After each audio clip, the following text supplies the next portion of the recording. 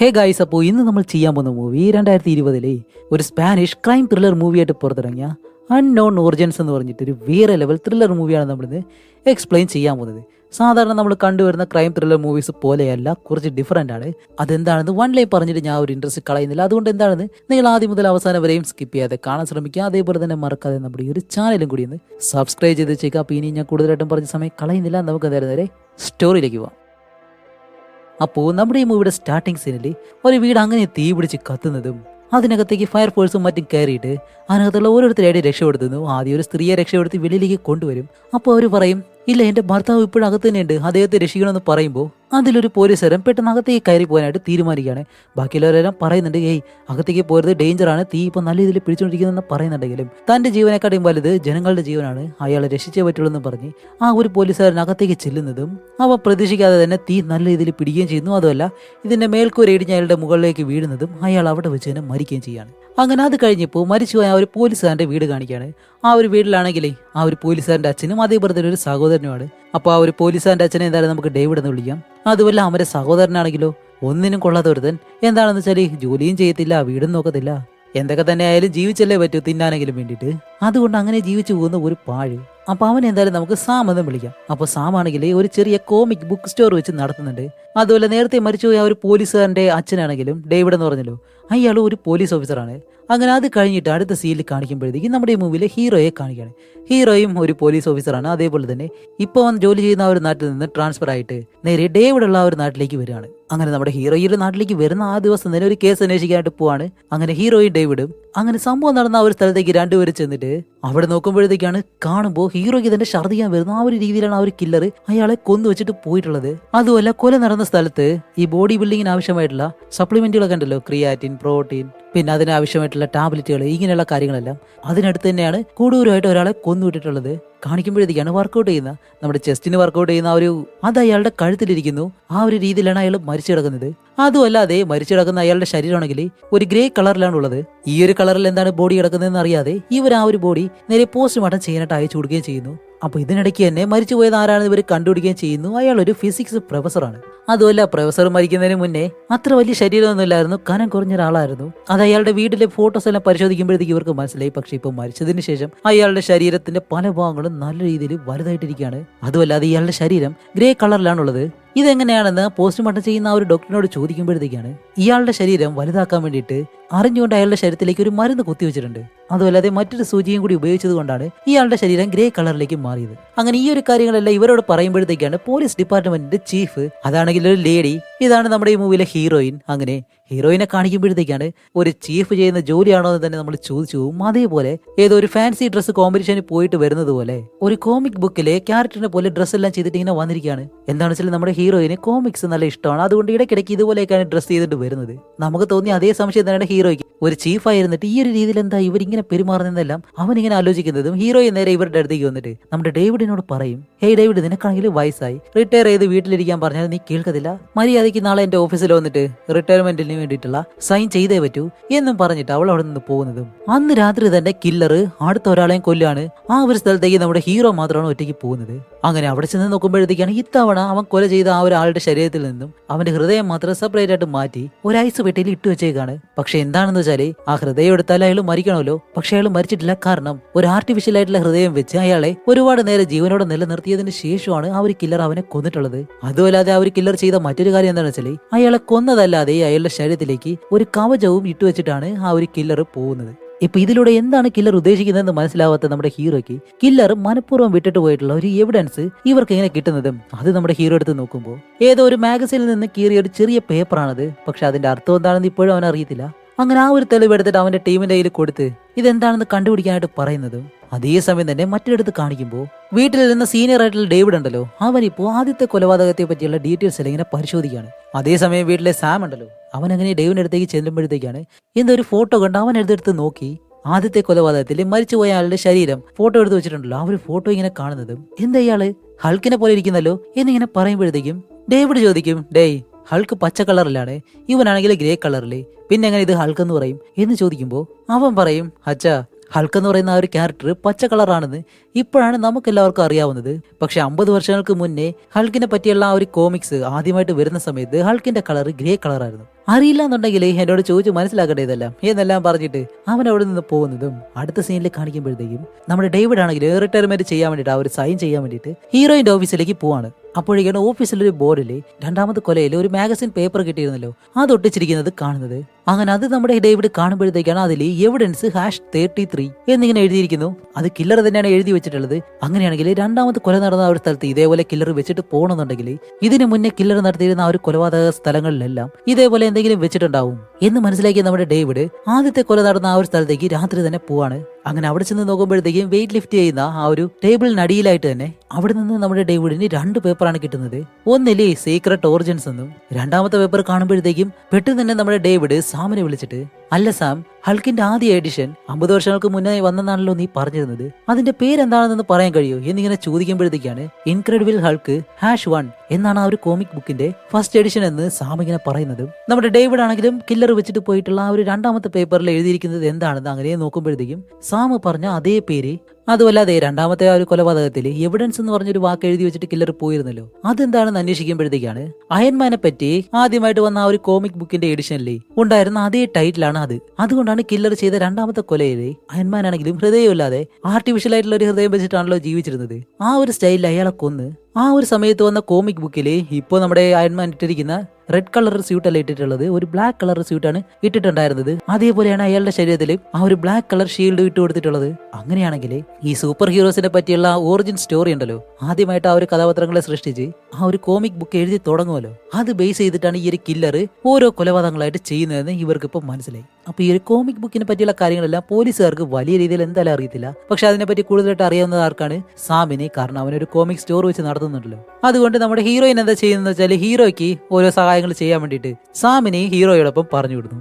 അങ്ങനെ ഹീറോ സാമിനെയും കൂട്ടിയിട്ട് രണ്ടാമത് കൊല നടന്ന ഒരു സ്ഥലം ഉണ്ടല്ലോ, അവിടേക്ക് ഇങ്ങനെ ചില്ലാണ്. ആ ഒരു സ്ഥലം എന്താണെന്ന് വെച്ചാൽ ഈ കോമിക് ബുക്കിലെ ക്യാരക്ടേഴ്സ് എല്ലാം യൂസ് ചെയ്തിരുന്ന വെപ്പൺസ് എല്ലാം ഡിസ്പ്ലേ ചെയ്യുന്ന ഒരു മ്യൂസിയം പോലെയുള്ള സ്ഥലമാണിത്.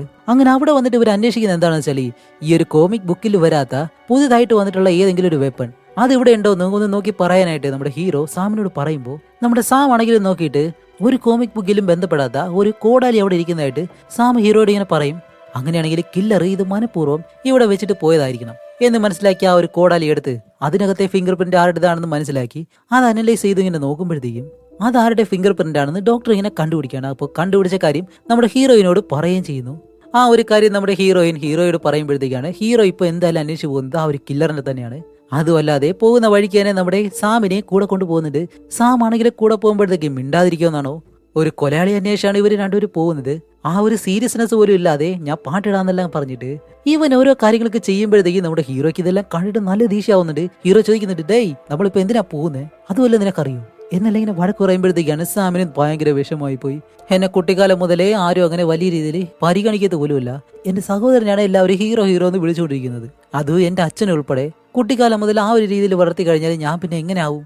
ഈ ഒരു കേസിൽ നിങ്ങളെ ഹെൽപ്പ് ചെയ്യാനായിട്ട് ഞാൻ വരരുതായിരുന്നു, എല്ലാം എന്റെ തെറ്റാണ് എന്നെല്ലാം നമ്മുടെ സാം വളരെ വിഷമത്തോടെ ഇങ്ങനെ പറയുമ്പോഴത്തേക്കും നമ്മുടെ ഹീറോ പറയും, ഡേയ് അത് ഞാൻ വെറുതെ ആ ഒരു ദേഷ്യം വന്നപ്പോഴത്തേക്കും പറഞ്ഞു പോയതാണ്, നിന്നെ വേദനിപ്പിക്കാൻ വേണ്ടി പറഞ്ഞതല്ല, അതൊക്കെ കാര്യമാക്കണ്ട എന്നിങ്ങനെ പറഞ്ഞ് അവനെ സമാധാനപ്പെടുത്തി ഇവർ രണ്ടുപേരും അന്വേഷിച്ച് വന്ന ആ ഒരാളുടെ വീടിന്റെ താഴെയായിട്ട് ഇങ്ങനെ വന്ന് നിൽക്കുകയാണ്. അങ്ങനെ ഇവരവിടേക്ക് വരുമ്പോഴത്തേക്കും വീടിന് താഴെയായിട്ട് ഒരുപാട് ആളുകളും പോലീസും എല്ലാവരും വന്ന് ഇങ്ങനെ കൂടി നിൽക്കുന്നു. എന്താണെന്ന് കാണിക്കുമ്പോൾ ഇവർ തിരക്കി വന്ന അയാളുടെ വീടിന്റെ ജനാല ഭാഗത്ത് നിന്നും ഒരുപാട് പുക ഇങ്ങനെ വെളിയിലേക്ക് വരുന്നു. അങ്ങനെ ഉള്ളിലേക്ക് പോയി നോക്കാന്ന് പറഞ്ഞ് ഹീറോയും സാമും അകത്തേക്ക് പോകാനായിട്ട് വരുമ്പോൾ ആ ഒരു ഏരിയയിലെ പോലീസുകാർ വാറന്റ് ഇല്ലാതെ അകത്തേക്ക് കയറാനായിട്ട് സമ്മതിക്കത്തില്ല എന്ന് ഇങ്ങനെ പറയാണ്. അപ്പോഴേക്കാണ് അവിടേക്ക് നമ്മുടെ ഹീറോ നല്ല മാസമായിട്ട് വന്നിട്ട്, അപ്പൊ എന്റെ ആളുകളെ നിങ്ങൾ അകത്തേക്ക് കൊടുത്തില്ല, ഒരു ചീഫായിട്ടുള്ള ഞാൻ പിന്നെ വെറുതെയാണ് നിൽക്കുന്നത്, നിങ്ങൾ പറഞ്ഞതുപോലെ വാറനൊന്നും കൊണ്ടുവരാൻ കഴിയത്തില്ല, അതിനൊന്നും എന്നെ കൊണ്ട് എന്തായാലും സമയമില്ല എന്ന് പറഞ്ഞിട്ട് അവളുടെ കയ്യിലുള്ള ഒരു തോക്കെടുത്ത് അങ്ങനെ ലോക്ക് ചെയ്തിരിക്കുന്ന ഡോർ ഷൂട്ട് ചെയ്ത് പൊളിച്ചിട്ട് ഇവരെല്ലാവരും നേരെ അകത്തേക്ക് പോവാണ്. അപ്പോൾ കോമിക് ഡ്രസ് എല്ലാം ഇട്ടിട്ട് ഒരു കോമാളിയെ പോലെ വേഷം കെട്ടി നടന്നപ്പോൾ വിചാരിച്ചു വെറും ഡമ്മി പീസ് ആണ്, എന്തായാലും ഹീറോയിൻ ഡമ്മി പീസ് അല്ല.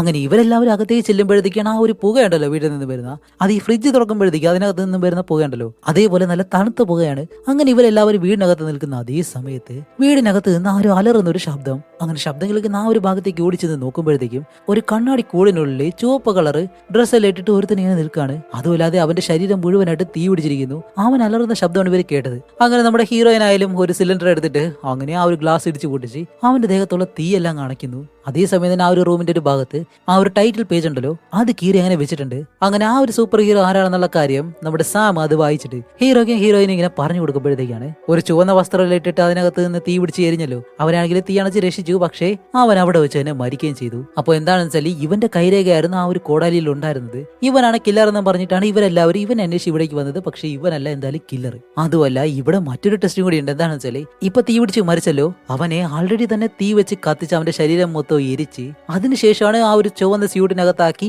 പിന്നെയും തീയിട്ട് കത്തിച്ചത്. അതുമല്ലാതെ എത്ര തണുപ്പത്തും എത്ര മഞ്ഞുള്ള സ്ഥലമായാലും അവന്റെ ശരീരം തീ പിടിപ്പിക്കുന്ന ഒരു സൂപ്പർ ഹീറോ ഉണ്ട്. ആ ഒരു സൂപ്പർ ഹീറോയെ ബേസ് ചെയ്തിട്ടാണ് ഈ ഒരു രീതിയിൽ ഇവനെ കൊന്നിട്ടുള്ളത്. അതുകൊണ്ടാണ് ആ ഒരു റൂമിനകത്ത് മുഴുവനായിട്ട് മഞ്ഞ് വരുന്നത് പോലെ റെഫ്രിജറേറ്റർ വെച്ചിട്ട് ആ ഒരു കാര്യം, ആ ഒരു പുക വരുന്ന ആ ഒരു കാര്യം കില്ലർ ചെയ്തിട്ടുള്ളത്. ഇങ്ങനെ കില്ലർ ചെയ്യുന്ന ഓരോ കാര്യങ്ങൾക്കും പൈസ ചെലവ് കൂടുതലാണ്. എന്തായത് ചെലവ് കൂടുതലാണ്. സ്റ്റാർട്ടിംഗ് സീനിൽ നിന്ന് ഒരുത്തനെ കൊന്നിരുന്നല്ലോ, അവനെ ഹൾക്കാക്കി മാറ്റാൻ വേണ്ടിയിട്ട് അവന്റെ ശരീരത്തിൽ ഒരുപാട് മരുന്നെല്ലാം കുത്തിവെച്ചു. രണ്ടാമത്തെ കൊലയിലാണെങ്കിൽ ഒരാളുടെ ഹൃദയം വെളിയിലേക്ക് എടുത്തിട്ട് ആർട്ടിഫിഷ്യൽ ആയിട്ടുള്ള ഹൃദയം വെച്ച് അവന്റെ ജീവൻ ഒരുപാട് നേരം നിലനിർത്തി. ഇങ്ങനെയുള്ള കാര്യങ്ങളെല്ലാം ചെയ്യാനായിട്ട് പണം ഒരുപാട് ചെലവാകും. അപ്പൊ അത്രയും പണം ഈ ഒരു കില്ലറിന് എവിടെ നിന്നാണ് കിട്ടുന്നത്? ഒരുപക്ഷെ അവൻ ഒരു കോടീശ്വരനായിട്ടുള്ള കൊലയാളിയായിരിക്കോ എന്ന് സംശയിച്ച് നമ്മുടെ ഹീറോ പെട്ടെന്ന് ഹീറോയിനോട് പറയും, ഈ ഒരു കേസ് ഒറ്റയ്ക്ക് അന്വേഷിച്ച് കഴിഞ്ഞാൽ നമുക്ക് എന്തായാലും കണ്ടുപിടിക്കാൻ കഴിയത്തില്ല, അതുകൊണ്ട് എന്തായാലും സീനിയർ ആയിട്ടുള്ള ഡേവിഡിന്റെ സഹായം ആവശ്യമാണ് എന്ന് നമ്മുടെ ഹീറോയിനോട് പറയുമ്പോഴത്തേക്കും ഹീറോയിൻ അതിന് സമ്മതിക്കത്തില്ല. നല്ലതുപോലെ ജോലി ചെയ്തുകൊണ്ടിരുന്ന ഒരാളെ ഫോഴ്സ് ചെയ്ത് റിട്ടയർമെന്റ് വാങ്ങിക്കൊടുത്ത് അയാളെ വീട്ടിലേക്ക് പറഞ്ഞു വിട്ടു. ഇനി അയാളോട് പോയി സഹായം ചോദിക്കാന്ന് വെച്ചാൽ അതിന് നിങ്ങൾ സമ്മതിക്കത്തില്ല. അല്ല, നീ എന്താ ഉദ്ദേശിക്കുന്നതെന്ന് നമ്മുടെ ഹീറോയിനോട് ഹീറോ ചോദിക്കുമ്പോഴത്തേക്കാണ് നമ്മുടെ ഹീറോയിൻ അവിടെ മറ്റൊരു കാര്യം പറയുന്നത്, നമ്മുടെ ഡേവിഡ് സീനിയർ ഉണ്ടല്ലോ, അയാൾക്ക് ഒരിക്കലും ചികിത്സിച്ച് ഭേദമാക്കാൻ കഴിയാത്ത ഒരു ക്യാൻസർ ഉണ്ട്. ആ ഒരു കാര്യമാണെങ്കിൽ അയാളുടെ മകനായിട്ടുള്ള സാമിന് പോലും അറിയത്തില്ല. അതുകൊണ്ട് അവസാന നിമിഷമെങ്കിലും കുറച്ച് നാൾ അയാൾ സന്തോഷമായിട്ട് ജീവിക്കട്ടെ, ഈ ഒരു കേസ് അന്വേഷണം എന്നുള്ള രീതിയിൽ വെറുതെ സമയം കളയാതെ എന്നുള്ള രീതിയിലാണ് ഹീറോയിൻ ഡേവിഡിന് ആ ഒരു റിട്ടയർമെന്റ് വാങ്ങിക്കൊടുത്തത്. അങ്ങനെ ഇത് മനസ്സിലാക്കുന്നത് നമ്മുടെ ഹീറോ ആണെങ്കിൽ നേരെ ഡേവിഡിന്റെ വീട്ടിലേക്ക് ചെന്നിട്ട് അയാൾക്കൊരു മര്യാദ കൊടുക്കുന്നുള്ള രീതിയിൽ അവിടെ പോയിരുന്നെങ്കിൽ ആഹാരം കഴിക്കുന്നതും ഇപ്പോൾ വീട്ടിലുള്ളത് ഡേവിഡ്, ഹീറോ, സാം. അങ്ങനെ ഇവരെല്ലാവരും സംസാരിച്ചുകൊണ്ടിരിക്കുന്ന അതേ സമയത്താണ് നമ്മുടെ ഹീറോയ്ക്ക് 8 വയസ്സുള്ളപ്പോൾ സംഭവിച്ച ഒരു കാര്യം അത് ഇവരോട് ഇങ്ങനെ പറയുന്നത്. എന്താണെന്ന് വെച്ചാൽ നമ്മുടെ ഹീറോയുടെ കുട്ടിക്കാലത്ത് അച്ഛനമ്മ, ഹീറോ ഇവരെല്ലാവരും സിനിമ കണ്ടിട്ട് തിരിച്ചു വരുന്ന സമയത്താണ് ഇവരുടെ മുന്നിലേക്ക് വന്ന ഒരു കള്ളൻ ഹീറോയുടെ അച്ഛനും അമ്മയെ ഷൂട്ട് ചെയ്തിട്ട് അവിടെ നിന്ന് രക്ഷപ്പെട്ടു പോയി. ഇത്ര കാലത്തിന് ശേഷവും ആ ഒരു കള്ളനെ ഹീറോയ്ക്ക് കണ്ടുപിടിക്കാൻ കഴിയില്ല. അപ്പോൾ ആ ഒരു സംഭവത്തിന് ശേഷമാണ് ഹീറോ എന്തായാലും ഒരു പോലീസുകാരനാവണമെന്ന് തീരുമാനിച്ച് ഒരു പോലീസുകാരനായിട്ടുള്ളത്. കാരണം അന്ന് അവന്റെ ഫാമിലിക്ക് സംഭവിച്ചത് വേറെ ആർക്കും സംഭവിക്കരുതെന്നുള്ള രീതിയിൽ.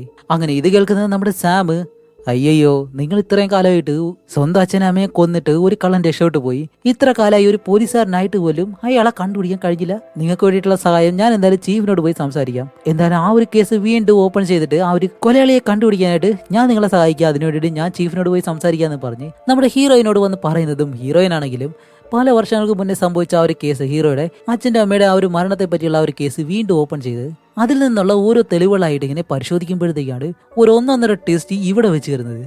കില്ലർ ഇപ്പോൾ ചെയ്യുന്ന ഓരോ കൊലപാതകത്തിലും ഒരു കോമിക് ബുക്കിന്റെ ഓരോ കോമിക് ബുക്കിന്റെ ഒറിജിൻ സ്റ്റോറിയുടെ ടൈറ്റിൽ കീറി വെച്ചിട്ടുണ്ടായിരുന്നല്ലോ, അതേപോലെ തന്നെ ഹീറോയുടെ അച്ഛൻ്റെ അമ്മയുടെ ആ ഒരു കൊലപാതകത്തിലും ഡിറ്റക്റ്റീവ് #33 എന്ന് പറഞ്ഞിട്ട് ഒരു കോമിക് ബുക്കിന്റെ ഒറിജിൻ ടൈറ്റിൽ എടുത്ത് കീറി വെച്ചിട്ടുണ്ടായിരുന്നു.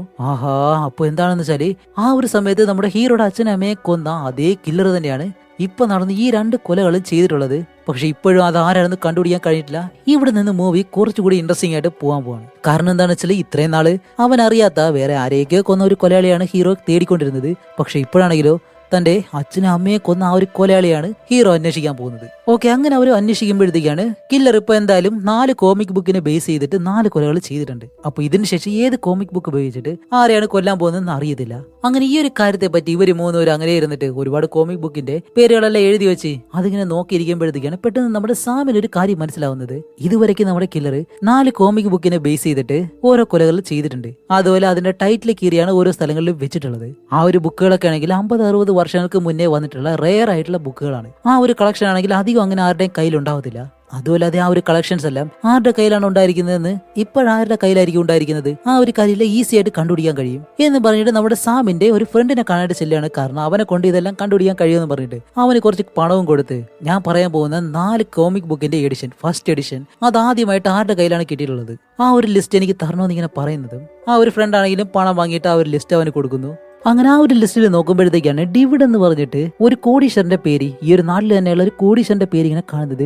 ആ ഒരു കോടീശ്വരന്റെ കയ്യിലാണ് ഈ ഒരു 4 കോമിക് ബുക്കിന്റെയും ഫസ്റ്റ് എഡിഷൻ ഉണ്ടായിരുന്നത്. അങ്ങനെ വിവിഡ് എന്ന് പറഞ്ഞിട്ട് അയാളുടെ ആ ഒരു അഡ്രസ്സും വാങ്ങി നമ്മുടെ ഹീറോ നേരെ അയാളുടെ വീട്ടിലേക്ക് പോവാണ്. അതുമല്ല, അകത്തേക്ക് ചെല്ലുന്നതിന് മുന്നേ തന്നെ നമ്മുടെ സാമിനെ വെളിയിൽ നിർത്തും. കാരണം എന്താണെന്ന് വെച്ചാൽ അകത്തേക്ക് പോയിട്ട് ഇനി എന്തെങ്കിലും പ്രശ്നമായി സാമിന് എന്തെങ്കിലും പറ്റി കഴിഞ്ഞാൽ അവന്റെ ജീവന് സുരക്ഷ കൊടുക്കണ്ടേ. വിവിഡിന്റെ കാര്യം എന്തായാലും നമുക്ക് നാളെ നോക്കാം, നീ എന്തായാലും വീട്ടിൽ പോയി റെസ്റ്റ് എടുത്തോ എന്ന് പറഞ്ഞിട്ട് നമ്മുടെ സാമിനെ അവന്റെ വീട്ടിലേക്ക് ഇറക്കി വിട്ട് പോകുന്ന വഴിക്ക് തന്നെ പോലീസിനെ വിളിച്ച് ഇതേപോലെ ഞാൻ ഒരാളുടെ വീട്ടിലേക്ക് പോവാണ്, അവിടേക്ക് ബാക്കപ്പിന് ആളെ അയക്കണം എന്ന് പറഞ്ഞിട്ടാണ് ഹീറോ ഇപ്പൊ അങ്ങോട്ട് പോകുന്നത്. അതേസമയം നമ്മുടെ സാമാണെങ്കിൽ അകത്തേക്ക് പോകുന്നത് പോലെ ഇങ്ങനെ കാണിച്ച് ഹീറോ പറയുന്ന കാര്യങ്ങളെല്ലാം കേട്ടിട്ട് ഹീറോയിന് മെസ്സേജ് അയച്ച് ഈ ഒരു കാര്യങ്ങളെല്ലാം പറയും ഹീറോ എങ്ങോട്ടാണ് പോകുന്നതെന്നല്ല. അതേസമയം ഇവിടെ നമ്മുടെ ഹീറോ നേരെ വിവിഡിന്റെ വീട്ടിലേക്ക് ചെന്നിട്ട് വെളിയിൽ നിന്നിട്ട് കഥ ഒരുപാട് നേരം തട്ടുമ്പോഴത്തേക്ക് ആരും അകത്ത് നിന്ന് തുറക്കുന്നില്ല. അതുകൊണ്ട് ഒരു തോക്കെടുത്ത് അങ്ങനെ ഷൂട്ട് ചെയ്ത് ആ ഒരു ഡോറും ചവിട്ടി തുറന്ന് അകത്തേക്ക് ചെന്ന് നോക്കുമ്പോഴത്തേക്കാണ് വീടിന്റെ ചുമര് മുഴുവനായിട്ടും കില്ലർ ഇത്രയും നാളായിട്ട് 4 കൊലപാതകങ്ങൾ ചെയ്തിട്ടുണ്ടല്ലോ. ഓരോ കൊലപാതകം ചെയ്യാനായിട്ട് ഉപയോഗിച്ച ആ ഒരു കോമിക് ബുക്കിന്റെ ടൈറ്റിൽ അങ്ങനെ ഒട്ടിച്ചിട്ട് അതിന് താഴെയായിട്ട് അവൻ കൊന്നിട്ടുള്ള ആളുകളുടെ ഫോട്ടോസ് ഇങ്ങനെ ഒട്ടിച്ചു വെച്ചേക്കുന്നു. അതുമല്ലാതെ ഹീറോയുടെ അച്ഛനമ്മയെ കൊന്ന ഒരു ഡീറ്റെയിൽസ് അവിടെ ഒട്ടിച്ചിട്ടുണ്ട്. പക്ഷെ അതിന്റെ താഴെയായിട്ട് ഫോട്ടോസ് ഒന്നുമില്ല,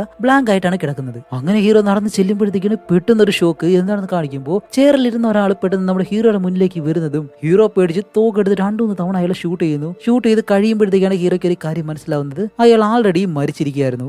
അതുമല്ല, ഇവിടെ ഒരു ടെസ്റ്റ് എന്താണെന്ന് വെച്ചാല് ഇപ്പൊ ഈ ഒരു കസേരയിൽ മരിച്ചു കിടക്കുന്ന ആളാണ് വിവിഡ് എന്ന് പറഞ്ഞിട്ട് ഹീറോ അന്വേഷിച്ചു വന്ന ഒരാള്. അങ്ങനെ ഹീറോ അന്വേഷിച്ചു വന്ന ആള് മരിച്ചെങ്കിൽ കില്ലർ ഇയാളല്ലെന്നും ഹീറോയ്ക്ക് ഇപ്പോൾ മനസ്സിലായി. അപ്പൊ യഥാർത്ഥ കില്ലർ ആരായിരിക്കും എന്ന് നമ്മുടെ ഹീറോ ഇങ്ങനെ ആലോചിക്കുന്നതും പെട്ടെന്ന് വീട്ടിലെ ലൈറ്റുകളെല്ലാം ഇങ്ങനെ ഓൺ ആവുകയാണ്. അതേപോലെ തന്നെ മരിച്ചിരിക്കുന്ന വിവിഡ് എന്ന് പറഞ്ഞ അയാളുടെ ശരീരത്തിൽ നിന്ന് ഒരു ഗ്യാസും പുറത്തേക്ക് വരുന്നു. അങ്ങനെ ആ ഒരു ഗ്യാസ് സ്മെല് ചെയ്യുന്നത് നമ്മുടെ ഹീറോയ്ക്ക് പെട്ടെന്ന് ഹാലൂസിനേഷൻ പോലെ ഇങ്ങനെ തോന്നാൻ തുടങ്ങും. എന്താണെന്ന് വെച്ചാൽ അത് ഹാലൂസിനേഷൻ വരാൻ വേണ്ടിയിട്ടുള്ള ഒരു പ്രത്യേകതരം ഗ്യാസ് ആയിരുന്നു. അങ്ങനെ ഹീറോ ആ ഒരു അവസ്ഥയിൽ നിൽക്കുമ്പോഴത്തേക്കും കില്ലർ വന്നിട്ട് നമ്മുടെ ഹീറോയെ അറ്റാക്ക് ചെയ്യാൻ തുടങ്ങും. അത് ഒരു പ്രത്യേകതരം മാസ്ക് ഇട്ടിട്ട്, കില്ലർ ആണെങ്കിൽ സാധാരണ ഒരു മാസ്ക് ആണ് ഇടുന്നത്, ഹീറോ ആണെങ്കിൽ ആ ഒരു ഹാലൂസിനേഷൻ സ്റ്റേജിൽ നിൽക്കുകയാണല്ലോ.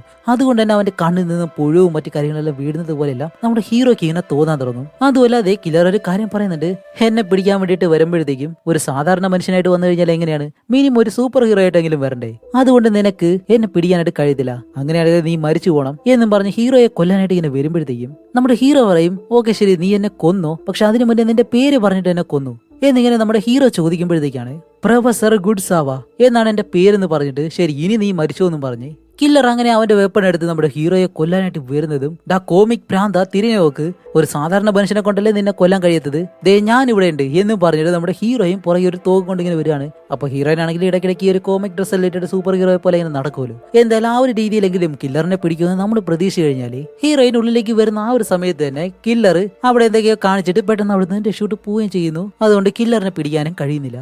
അങ്ങനെ അടുത്ത ദിവസം തന്നെ കില്ലർ താമസിക്കുന്ന ആ ഒരു റൂം ഉണ്ടല്ലോ, ഇവിടെയാണ് എന്തായാലും കില്ലർ ഇത്രയും നാൾ താമസിച്ചിരുന്നത്. അതുകൊണ്ട് അവനെ കണ്ടുപിടിക്കാനുള്ള എന്തെങ്കിലും തെളിവുകൾ കിട്ടുമെന്ന് പറഞ്ഞിട്ട് ഇവൻ ആ ഒരു റൂം മുഴുവനായിട്ടും നല്ല രീതിയിൽ പരിശോധിക്കുകയാണ്. പക്ഷേ ഒരു ടെസ്റ്റ് എന്താണെന്ന് വെച്ചാൽ ഒരു ഫിംഗർ പ്രിന്റ് പോലും അവിടെ നിന്ന് കിട്ടിയിട്ടില്ല.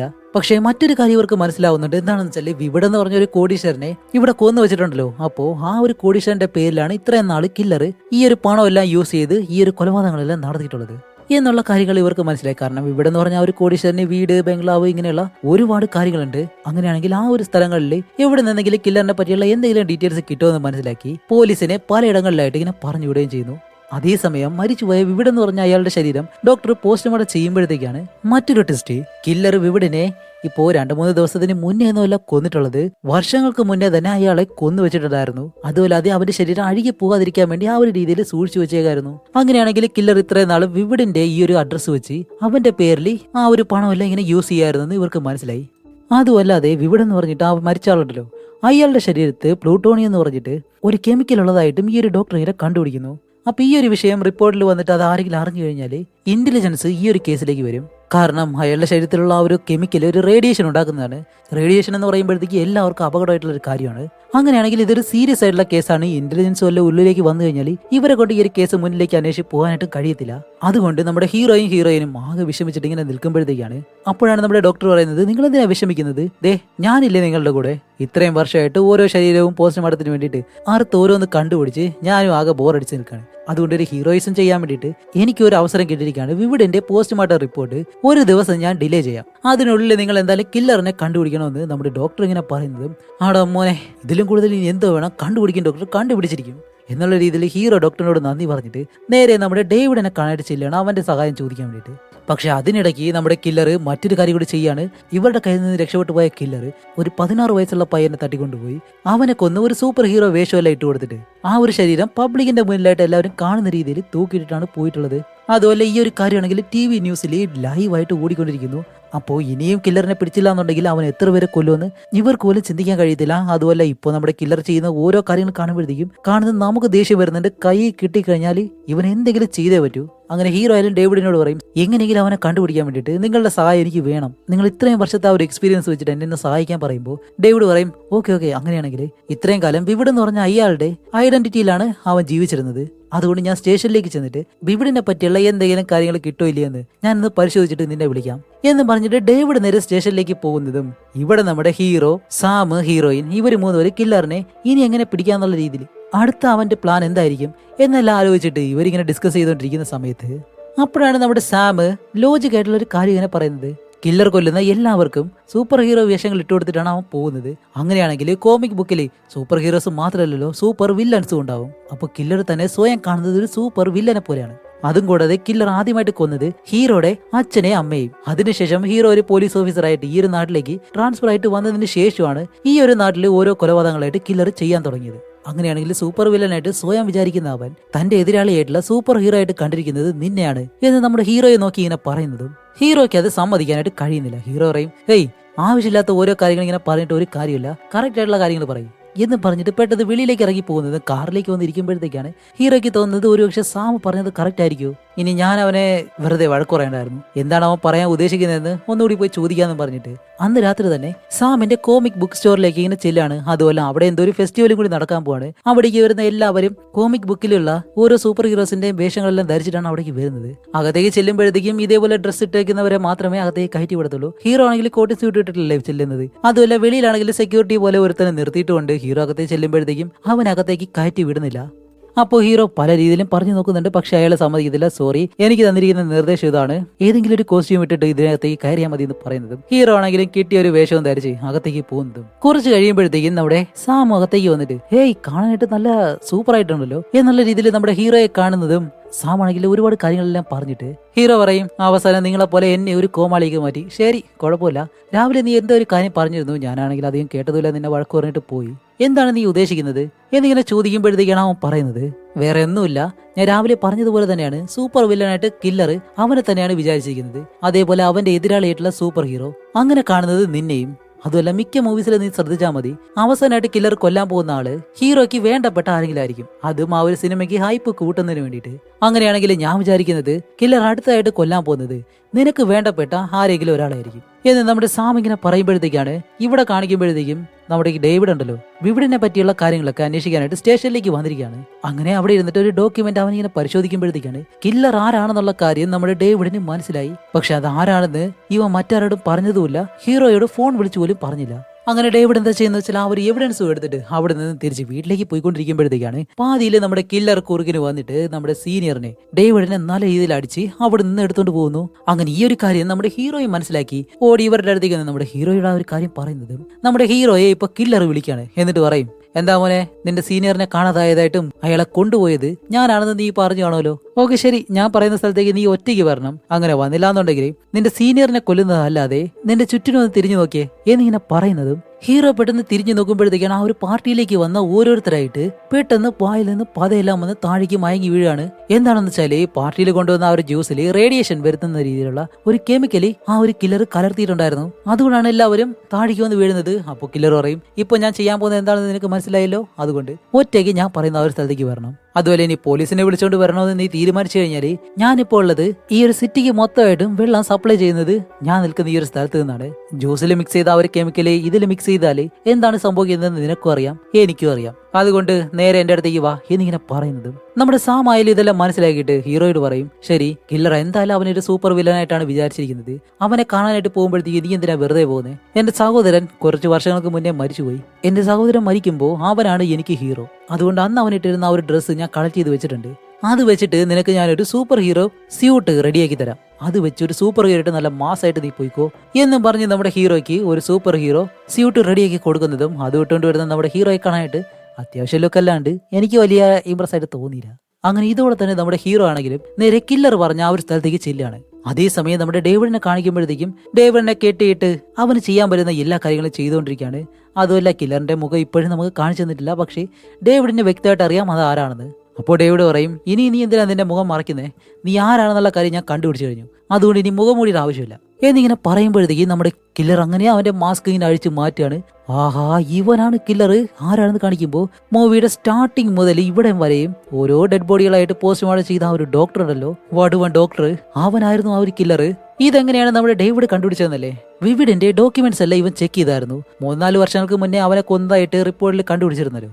അപ്പോഴേ മരിച്ചുപോയ വിവിഡിനെ കഴിഞ്ഞ വർഷം അയാൾ നല്ലതുപോലെ തന്നെ ഉണ്ടായിരുന്നു, മരിച്ചിട്ടില്ല എന്നുള്ള രീതിയിൽ ഒരു ഡോക്ടർ സർട്ടിഫിക്കറ്റ് കൊടുത്തിരുന്നു. ആ ഒരു ഡോക്ടറാണ് നമ്മുടെ കില്ലർ. കാരണം വിവിഡിന്റെ ഐഡന്റിറ്റി വെച്ചിട്ടാണ് ഈ ഒരു ഡോക്ടർ ഇത്രയും നാൾ ജീവിച്ചിരുന്നത്. അതുകൊണ്ട് തന്നെ വിവിഡ് എന്ന് പറഞ്ഞ അയാളാണെങ്കിലും മരിച്ചെന്ന് മറ്റാരും അറിയരുത്. അതുകൊണ്ട് അയാൾക്ക് കുഴപ്പമൊന്നുമില്ല, നല്ലതുപോലെ ഇരിക്കുകയാണെന്ന് ഈ ഒരു ഡോക്ടറാണ് സർട്ടിഫിക്കറ്റ് കൊടുത്തത്, ഡോക്ടറല്ല കില്ലർ.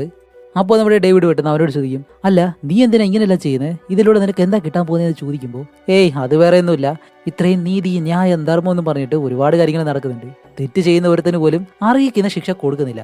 അതുകൊണ്ട് എന്ത് തെറ്റ് ചെയ്താലും അത് ചോദ്യം ചെയ്യാനായിട്ട് അവർക്ക് ശിക്ഷ കൊടുക്കാനായിട്ട് ഒരുത്തം വരുമെന്ന് ജനങ്ങൾ വിശ്വസിക്കണം. അതിനു വേണ്ടിയിട്ട് ഒരു സൂപ്പർ ഹീറോയെ റെഡിയാക്കണം, അതാണ് എന്റെ ഉദ്ദേശം. അതിനു വേണ്ടിയിട്ടാണ് ഇപ്പോൾ ഹീറോയെ ഞാൻ റെഡി ആയിക്കൊണ്ടിരിക്കുന്നത് എന്ന് നമ്മുടെ കില്ലർ പറയുന്നതും ഡേവിഡ് ചോദിക്കും, ആഹാ അങ്ങനെയാണെങ്കിൽ അവന്റെ സ്വന്തം അച്ഛനെ അമ്മയെ കൊല്ലണോ, അതാണോ ചെയ്യേണ്ടതെന്ന് ചോദിക്കുമ്പോൾ കില്ലർ പറയും, എവിടുന്ന്, ഞാനൊന്നുമല്ല അവന്റെ അച്ഛനെ അമ്മയെ കൊന്നത്. 1 മാസത്തിന് മുന്നേ അവന്റെ അച്ഛന്റെ അമ്മയുടെ മരണ സംബന്ധമായിട്ടുള്ള ആ ഒരു കേസ് ഫയലില് വെറുതെ ഒരു കോമിക് ബുക്കിന്റെ ടൈറ്റിൽ വെച്ചത് ഞാൻ തന്നെയാണ്. കാരണം അത് കണ്ടു കഴിഞ്ഞാലേ അവന് കുറച്ചുകൂടി ദേഷ്യം വന്നിട്ട് തന്റെ അച്ഛനെ അമ്മയെ കൊന്നത് ഞാനാണെന്ന് വിശ്വസിച്ച് എന്നെ കണ്ടുപിടിക്കാനായിട്ട് അവൻ വരത്തുള്ളൂ. ഇല്ലാന്നുണ്ടെങ്കിൽ ഈ ഒരു കേസിന് കുറച്ചു കാലം കഴിയുമ്പോഴത്തേക്കും അവൻ വലിയ രീതിയിൽ ഇമ്പോർട്ടൻസ് ഒന്നും കൊടുക്കത്തില്ല. അതിന് വേണ്ടിയിട്ട് ഞാൻ അങ്ങനെ ചെയ്തെന്ന് പറയുമ്പോഴത്തേക്കും ഡേവിഡ് ചോദിക്കും, അല്ല നീ എന്താ വിചാരിക്കുന്നത്, നാടിന് വേണ്ടിയിട്ട് നല്ല കാര്യങ്ങൾ ചെയ്യാൻ വന്ന എന്തോ ഒരു വലിയ പുണ്യാളനാണോ നീ എന്ന്? എന്നിട്ടാണ് ഒരു 16 വയസ്സുള്ള ഒരു ചെറിയ പയ്യനെ നീ കൊന്നത്, ഇതൊന്നും ഒരിക്കലും അംഗീകരിക്കാൻ പറ്റാത്ത കാര്യമാണ് എന്ന് നമ്മുടെ ഡേവിഡ് അവസാനം വരെയും കില്ലർ ചെയ്തതെല്ലാം തെറ്റാണെന്ന് ഇങ്ങനെ പറയാണ്. അവിടെയാണ് നമ്മുടെ കില്ലർ ഡേവിഡിനോട് ടെസ്റ്റ് കൊടുക്കുന്നത്. എന്താണെന്ന് വെച്ചാൽ 16 വയസ്സുള്ള ഒരു പയ്യൻ എന്ന് നീ പറഞ്ഞല്ലോ, ആ ഒരു പയ്യൻ എന്താണ് ചെയ്തതെന്ന് നിനക്കറിയോ? 16 വയസ്സുള്ള ആ ഒരു പയ്യൻ 8 വയസ്സുള്ള ഒരു പെൺകുട്ടിയെ റേപ്പ് ചെയ്തു. അതുമല്ലാതെ ഞാൻ കൊല ചെയ്യുന്ന എല്ലാവരും ഒന്നെങ്കിൽ ഡ്രഗ്സ് യൂസ് ചെയ്യുന്നവരോ അല്ലെങ്കിൽ സമൂഹത്തിൽ എന്തെങ്കിലും തെറ്റ് ചെയ്യുന്നവരായിരിക്കും. അതിനു വേണ്ടിയിട്ടാണ് ഓരോരുത്തരായിട്ട് തേടി പിടിച്ച് ഞാൻ കൊല്ലാൻ തുടങ്ങിയത്. എന്തായാലും ഞാൻ വിചാരിച്ചതുപോലെ തന്നെ അവസാനം ഒരു സൂപ്പർ ഹീറോയെ റെഡിയാക്കാനുള്ള സമയം വന്നു കഴിഞ്ഞു. എന്തായാലും അവൻ ഇവിടേക്ക് വരുന്നതിന് മുന്നേ തന്നെ എനിക്ക് മരിക്കണം. അതുപോലെ എന്റെ മുഖം അവൻ ഒരിക്കലും കാണാനും പാടില്ല. കാരണം അവന്റെ അച്ഛനെ അമ്മയെ കൊന്നത് ഞാനാണെന്ന്. അങ്ങനെയുള്ള ഞാൻ മരിച്ചിട്ട് എന്റെ മുഖം കൂടി അവൻ കണ്ടു കഴിഞ്ഞാൽ പിന്നീട് ആ ഒരു ദേഷ്യം അവന് കുറയാൻ തുടങ്ങും. അത് കഴിഞ്ഞ് സമൂഹത്തിൽ നടക്കുന്ന ഓരോ തെറ്റുകളും അവൻ തടയോ ഇല്ലയോ എന്ന് എനിക്ക് അറിയത്തുപോലുമില്ല. അതുകൊണ്ട് ഞാൻ ആരാണെന്ന് പോലും അവൻ അറിയരുത്.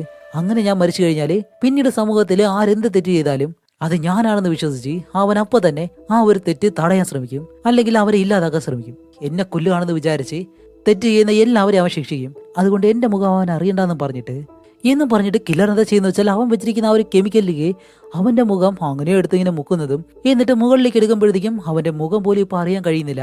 എന്നിട്ട് കില്ലർ എന്താ ചെയ്യുന്നത് വെച്ചാൽ പെട്ടെന്ന് ആ ഒരു മാസ്ക് എടുത്ത് മുഖത്തേക്ക് ഇടുന്നതും ആ ഒരു സമയത്തിന് നമ്മുടെ ഹീറോ കതകം തുറന്ന് അകത്തേക്ക് വരികയാണ്. അവനാണെങ്കിൽ ഇപ്പോൾ ഒരു സൂപ്പർ ഹീറോ വേഷമിട്ടിട്ടാണല്ലോ അകത്തേക്ക് വരുന്നത്. അതുപോലെ നമ്മുടെ ഡേവിഡ് ആണെങ്കിൽ ഹീറോയെ കാണുമ്പോഴത്തേക്കും 2 സൈഡിലും തീ പിടിച്ചിരിക്കുന്നു. അതുപോലെ തന്റെ മകനാണെങ്കിൽ ഇതേപോലെ ഒരു ഫയർ ആക്സിഡന്റിലാണല്ലോ മരിച്ചത്. അതുകൊണ്ട് തന്റെ മകൻ ഉള്ളിലേക്ക് വരുന്നതാണ് ഡേവിഡ് ഇപ്പോൾ വിചാരിക്കുന്നത്. ആ ഒരു സമയത്ത് തന്നെ നമ്മുടെ കില്ലർ ആണെങ്കിലോ ഡേവിഡിനെ ഷൂട്ട് ചെയ്യുന്നതും മരിക്കുന്നതിന് മുന്നേ നമ്മുടെ ഡേവിഡ് ഹീറോയോട് പറയും, എന്തായാലും മരിക്കുന്നതിന് മുന്നേ ഞാൻ എന്റെ മകനെ വീണ്ടും കണ്ടു എന്ന് പറഞ്ഞിട്ടാണ് ഡേവിഡ് മരിക്കുന്നത്. അങ്ങനെ ഡേവിഡ് മരിച്ചത് കാണുന്നത് നമ്മുടെ ഹീറോയ്ക്ക് അത്രയും ദേഷ്യമായിട്ട് പിന്നീട് എന്താണ് നമ്മുടെ വില്ലനും ഹീറോയും നല്ല രീതിയിൽ ഫൈറ്റ് ചെയ്ത് അവസാനം ഇതാരാണെന്ന് അറിയണമല്ലോ. അതുകൊണ്ട് ഹീറോ പെടുന്ന അവന്റെ മുഖത്തുള്ള ആ ഒരു മാസ്ക് എടുത്ത് ഇങ്ങനെ മാറ്റുന്നതും കില്ലർ ആൾറെഡി അവന്റെ മുഖം ഇല്ലാതാക്കി വെച്ചിരിക്കുകയാണ്. അതുകൊണ്ട് ആരാണെന്ന് വ്യക്തമായിട്ട് മനസ്സിലാക്കാനും കഴിയത്തില്ല. മനസ്സിലായ ഒരാളാണെങ്കിൽ നമ്മുടെ ഡേവിഡാണ്, അയാളാണെങ്കിൽ മരിച്ചും പോയി. അതുപോലെ നമ്മുടെ കില്ലർ ആണെങ്കിൽ ആൾറെഡി പ്ലാൻ ചെയ്ത് വെച്ചിരുന്നല്ലോ കില്ലർ ആരാണെന്ന് ഹീറോ ഒരിക്കലും അറിയരുതെന്ന്. ആ ഒരു രീതിയിൽ നമ്മുടെ കില്ലർ ഇതിന് താഴെയിട്ട് അവൻ വെച്ചിരിക്കുന്ന ഒരു കെമിക്കൽ ടാങ്ക് ഉണ്ട്, അതിലേക്ക് വീഴാൻ വേണ്ടിയിട്ട് താഴേക്കെടുത്ത് ചാടും. പക്ഷെ അങ്ങനെ തൂങ്ങി കിടക്കുമ്പോഴത്തേക്കാണ് നമ്മുടെ കില്ലറിന് വീണ്ടും ഒരു സംശയം. ഞാൻ വിചാരിച്ചതുപോലെ ഇനി ഇവൻ തെറ്റ് ചെയ്യുന്നവരെല്ലാം ശിക്ഷിക്കുകയില്ലയോ എന്നുള്ളൊരു സംശയം കാരണം കില്ലർ അങ്ങനെ തൂങ്ങി കിടന്നിട്ട് അവനോട് പറയും. അപ്പോൾ നമ്മുടെ കില്ലർ പറയും, ഡേ ഹീറോ എന്നെ ഒന്നും ചെയ്യരുത്, ഞാൻ ഇനി ഒരു തെറ്റ് ചെയ്തില്ല, എന്നെ വെറുതെ വിട്ടോടെന്ന് ചോദിക്കുമ്പോൾ ഹീറോ പറയും, എന്തൊക്കെയായാലും ഇനി നിന്നെ വെറുതെ വിടുന്ന ഒരു പ്രശ്നമില്ല, കാരണം ഇത്രയും തെറ്റ് ചെയ്ത നിന്നെ വെറുതെ വിട്ട് കഴിഞ്ഞാൽ അത് ഒരിക്കലും ശരിയാവത്തില്ല എന്ന് ഇങ്ങനെ പറയുന്നതും കില്ലറിന് മനസ്സിലായി. ഓക്കെ ശരി, ഇവൻ കറക്റ്റായിട്ട് എന്നെ കാര്യം ചെയ്യുമെന്ന് പറഞ്ഞിട്ട് അങ്ങനെ നമ്മുടെ കില്ലർ ആണെങ്കിലും തന്റെ 2 കൈനെ പിടിവിട്ട് നേരെ ആ ഒരു കെമിക്കലിലേക്ക് വന്ന് വീഴുന്നതും കില്ലർ അവിടെ വെച്ച് മരിക്കുകയും ചെയ്യുന്നു. അങ്ങനെ അത് കഴിഞ്ഞിട്ട് ഇപ്പോൾ കാണിക്കുമ്പോഴത്തേക്കും നമ്മുടെ ഡേവിഡിന്റെ ഫ്യൂണറലും മറ്റും കഴിയുന്നു. അത് കഴിഞ്ഞ് ഒരുപാട് മാസം കഴിഞ്ഞിട്ടും കില്ലർ ആരാണെന്ന് ഇവർക്ക് ഇപ്പോഴും കണ്ടുപിടിക്കാൻ കഴിഞ്ഞിട്ടില്ല. അപ്പോൾ ഇവരുടെ കയ്യിലുള്ള എവിഡൻസ് എല്ലാം വെച്ച് നോക്കുമ്പോഴത്തേക്കും എല്ലാം കറങ്ങി തിരിഞ്ഞു വരുന്നത് വിവിഡ് എന്ന് പറഞ്ഞ അയാളുടെ ആ ഒരു സ്വത്തും കാര്യങ്ങളിലേക്കാണ്. അങ്ങനെ ഇവർ മൂന്നുപേരും ഓക്കെ, ഇനി എന്തായാലും ഒരു തവണ കൂടി വിവിഡിന്റെ വീട്ടിലേക്ക് പോയെന്ന് അന്വേഷിക്കാം, എന്തെങ്കിലും കിട്ടാതിരിക്കില്ല എന്ന് പറഞ്ഞിട്ട് മൂന്നുപേരും നമ്മുടെ ഹീറോ, ഹീറോയിൻ, സാം ഇവർ മൂന്നുപേരും അവിടേക്ക് ചെന്ന് ഇങ്ങനെ പരിശോധിക്കുമ്പോഴത്തേക്കാണ് നമ്മുടെ സാം അങ്ങനെ ചെന്നിട്ട് വെറുതെ നിൽക്കാതെ അവിടെയുള്ളൊരു ക്ലോക്ക് ഉണ്ട്, അതിലെ സൂചി ഇങ്ങനെ വെറുതെ ഇങ്ങനെ തിരിച്ചു വെക്കുന്നതും പെട്ടെന്ന് കാണിക്കുമ്പോഴത്തേക്കും അവിടെ നിന്നൊരു റൂം ഇങ്ങനെ തുറന്നു വരുന്നു. അകത്തേക്ക് ചെന്ന് നോക്കുമ്പോഴത്തേക്കും അതൊരു സീക്രട്ട് റൂമാണ്. ഇതിനകത്ത് ഇരുന്നിട്ടാണ് കില്ലർ ഈ ഒരു നഗരത്തിൽ നടക്കുന്ന ഓരോ കാര്യങ്ങളും മനസ്സിലാക്കുന്നത്. ഒരിടത്തിരുന്ന് ഇവിടെ ഏതൊക്കെ സ്ഥലത്ത് ക്രൈമോ മറ്റു കാര്യങ്ങളൊക്കെ നടക്കുമോ അതെല്ലാം ഇതിനകത്തിരുന്നാണ് അവൻ മനസ്സിലാക്കുന്നത്. അങ്ങനെ ഇത് കാണുന്നത് നമ്മുടെ ഹീറോ ഒരു കാര്യം തീരുമാനിക്കുക, എന്താണെന്ന് വെച്ചാൽ ഇതെന്തായാലും വെളിയിൽ മറ്റുള്ളവരെ അറിയിച്ച് ഇല്ലാതാക്കണ്ട, കാരണം ഇവിടെ ഇരുന്നിട്ട് ഇനി എന്തൊക്കെ തെറ്റുകളാണ് നടക്കുന്നതെന്ന് ഇതിലൂടെ കണ്ടു മനസ്സിലാക്കാം. അങ്ങനെയാണെങ്കിൽ ഓരോരുത്തർക്കും അവരുടേതായിട്ടുള്ള ശിക്ഷയും കൊടുക്കാൻ കഴിയും എന്ന് നമ്മുടെ ഹീറോ പ്ലാൻ ചെയ്ത് ഇപ്പോൾ നേരത്തെ ഒരു സൂപ്പർ വില്ലനായിരുന്നു ഇവിടെ ഇരുന്ന് ഓരോ കാര്യങ്ങൾ ചെയ്തിരുന്നത്. പക്ഷെ അതിന് പകരം നമ്മുടെ ഹീറോ ഒരു സൂപ്പർ ഹീറോ ആയിട്ട് മാറി ഇനി ഓരോ തെറ്റുകളും തടയാൻ പോവാണ്. നമ്മുടെ ഹീറോയിനും സാമും ഇതിന് സപ്പോർട്ട് ചെയ്യുകയും ചെയ്യുന്നു. അങ്ങനെ നമ്മുടെ സാം റെഡി ആയി കൊടുത്ത ആ ഒരു സൂപ്പർ ഹീറോ ഡ്രസ്സ് ഇട്ടിട്ട് എവിടെയൊക്കെ തെറ്റുകൾ നടക്കുന്നു അവിടെയെല്ലാം ചെന്ന് ഈ ഒരു സൂപ്പർ ഹീറോ ഡ്രസ്സ് ഇട്ടിട്ട് തന്നെ ഓരോ തെറ്റുകൾ തടയുന്നതും അവസാനം നമ്മുടെ വില്ലൻ ആഗ്രഹിച്ചത് നടക്കുകയും ചെയ്യാണ്. അതോടെ ഈ ഒരു മൂവിയും ഇവിടെ വെച്ച് അവസാനിക്കുന്നു. എന്തായാലും ഇത്രയും കാലം നമ്മളൊരു മൂവിയിൽ ഈ വില്ലന്മാരെ കാണുമ്പോഴത്തേക്ക് അവസാനം വില്ലൻ മരിക്കുമ്പോൾ നമുക്കൊരു ആശ്വാസം ഉണ്ടായിരുന്നു. ഓക്കെ, ഇവ മരിക്കേണ്ടവരാണ്, അല്ലെങ്കിൽ ആ ഒരു വില്ലനെ കൊല്ലണമെന്ന് നമ്മൾ തന്നെ ആഗ്രഹിച്ചിട്ടുണ്ടാവും. പക്ഷെ ഈ ഒരു മൂവിയിൽ നേരെ വിപരീതമായിട്ടായിരിക്കും നമുക്ക് തോന്നിയിട്ടുള്ളത്. എന്താണ് തോന്നിയതെന്ന് നിങ്ങളുടെ അഭിപ്രായം എന്തായാലും തീർച്ചയായിട്ടും കമന്റ് ചെയ്യുക. അപ്പോൾ ഇതുപോലെ ഇൻട്രസ്റ്റിംഗ് ആയിട്ടുള്ള മറ്റൊരു മൂവിയായിട്ട് വരുന്നത് വരെയും ബൈ.